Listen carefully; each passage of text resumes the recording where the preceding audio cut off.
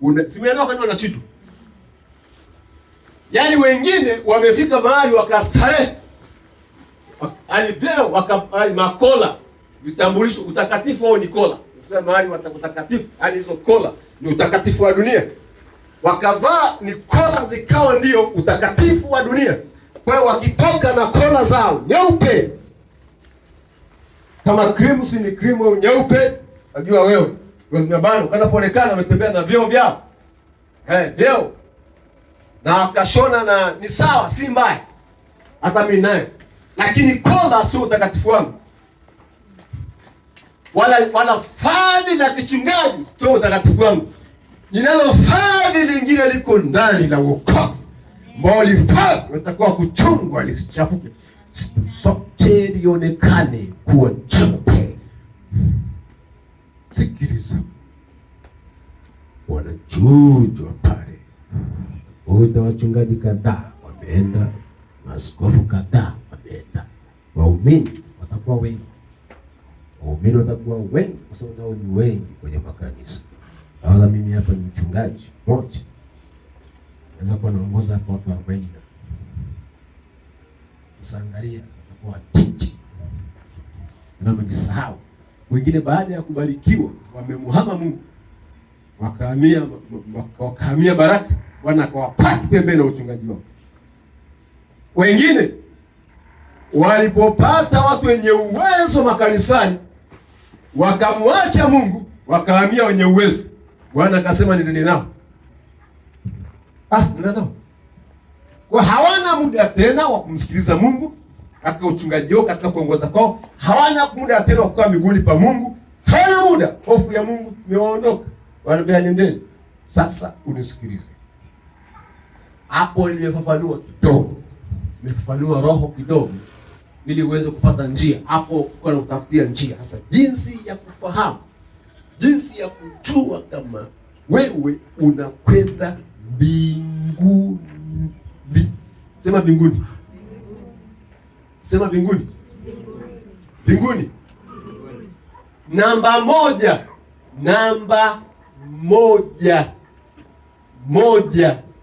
Tiketi umeshaipata. Lazima uwe na tiketi ndio uhakika wa safari.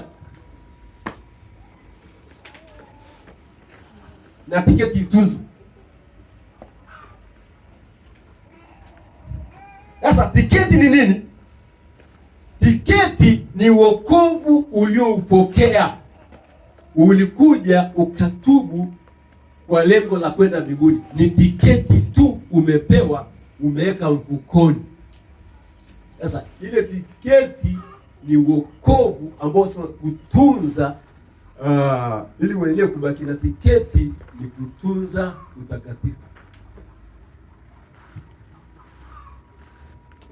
Unaelewa vizuri? Unasikiza vizuri? Nimesema namba moja?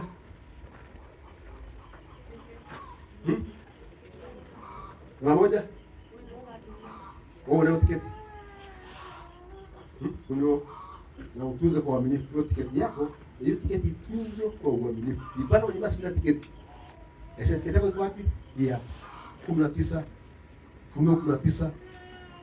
Ufunuo 19:9. Lazima uwe na tiketi. Ufunuo 19:9. Tiketi au kadi ya mwaliko. Kadi ya mwaliko. Ambayo kadi ya mwaliko au kadi ya mwaliko 19, nasema Ufunuo 19 ngapi? 9. Ufunuo 19:9. Inasema naye akaniambia, heri wenye kadi ya kuja harusini. Heri walioalikwa, unisikilize. Heri wenye kadi za mwaliko. Sasa unisikilize. Naye akaniambia, heri walioalikwa karamu ya harusi ya mwana kondoo. Niambia maneno haya ni maneno ya kweli ya Mungu. Haya maneno ni maneno ya kweli ya Mungu. Nami nikaanguka mbele ya miguu yake, ili nimsujudie. Huyu ni malaika tu, Yohana anaanguka ili asujudi. Sema, angalia usifanye hivi. Angalia usifanye hivi. Mimi ni mjoli wako na hawa ndugu zako walio na ushuhuda wa Yesu. Msujudie Mungu peke yake, kwa maana ushuhuda wa Yesu Kristo ndio roho wa manabii. Ndio roho ya unabii. Kwanza heri walio nani mwenye kadi ya mwaliko. Heri aliye na kadi ya mwaliko. Siku moja nilipewa kadi na mwaka huu, nilipewa kadi ya kwenda kula chakula pale shule ya sekondari. Lakini nilipoenda na wageni wamekuja hapa, kuna mchungaji. Sasa nilitoa kadi kwa heshima nyumbani.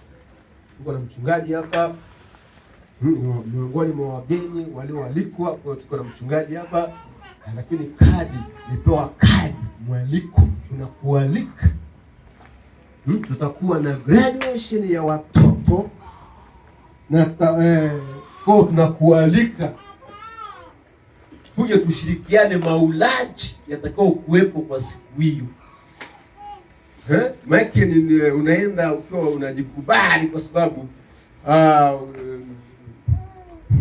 kuti yako vizuri, kama ni suti unavaa vizuri, kiatu chako vizuri, na ndio umevaa, una kadi ya mwaliko. Ina kadi. Wewe namba moja, wewe na kadi ya mwaliko.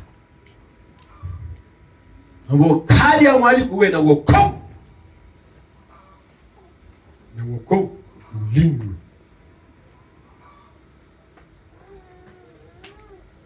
Namba 2,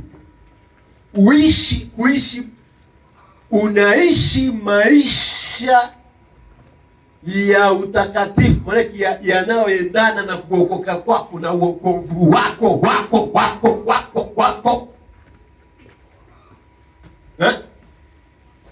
Siku hiyo, kwa mfano, umealikwa, unaenda harusini, ukaenda ukiwa umetoka shambani, utapokelewa au utaonekana kichaa?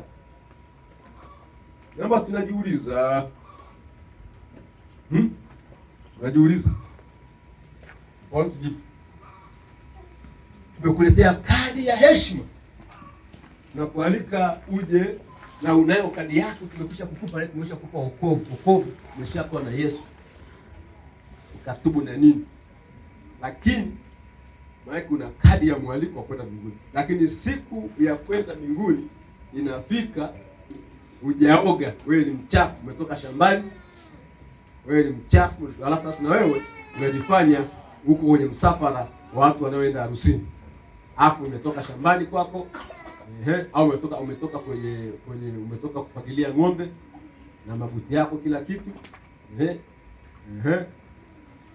unanuka mbolea, alafu watu wanakuona kwenye geti la ukumbi unaingia.